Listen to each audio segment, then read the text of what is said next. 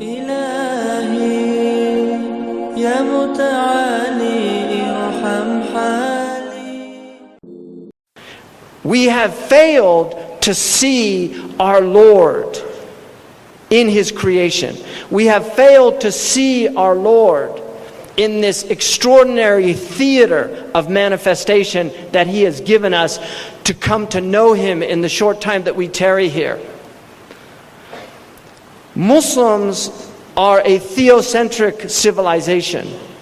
Our lives are meant to revolve around God. We are becoming like other previous civilizations, a narcissistic civilization, a civilization that revolves around me. This is the child civilization.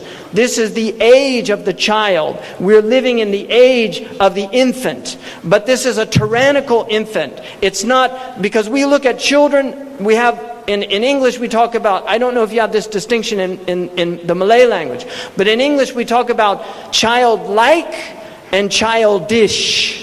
Childlike is a very positive quality, but childish is a very negative quality, because a child has an innocence that we all recognize because it has yet to be tainted by the world. It's a sinless being.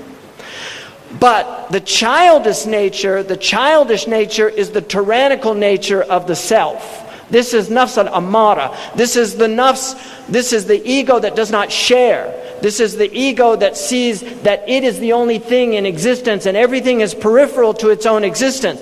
This is what the child needs to be educated out of. This is the essence of education, is to draw the true nature, the true innocence of the child, the bara'at al-asliyah of the child into existence. And this is done in our tradition. We have no word that corresponds to the word education.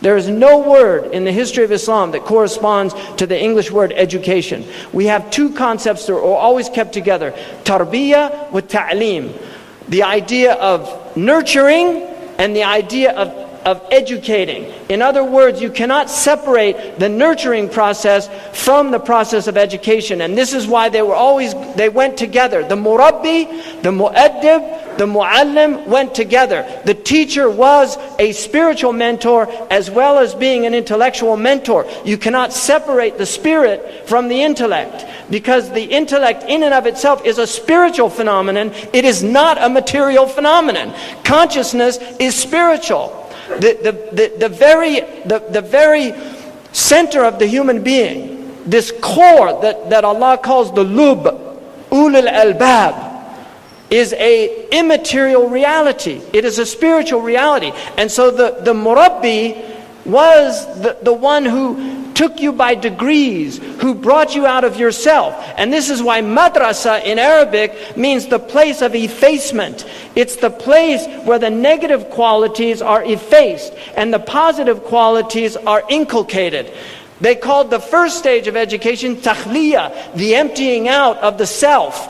And the second stage was tahliya, the adorning of the self with those beautiful qualities. What the ancients called truth, goodness, and beauty.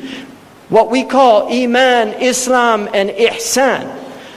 Iman is our truth. There is no God but Allah.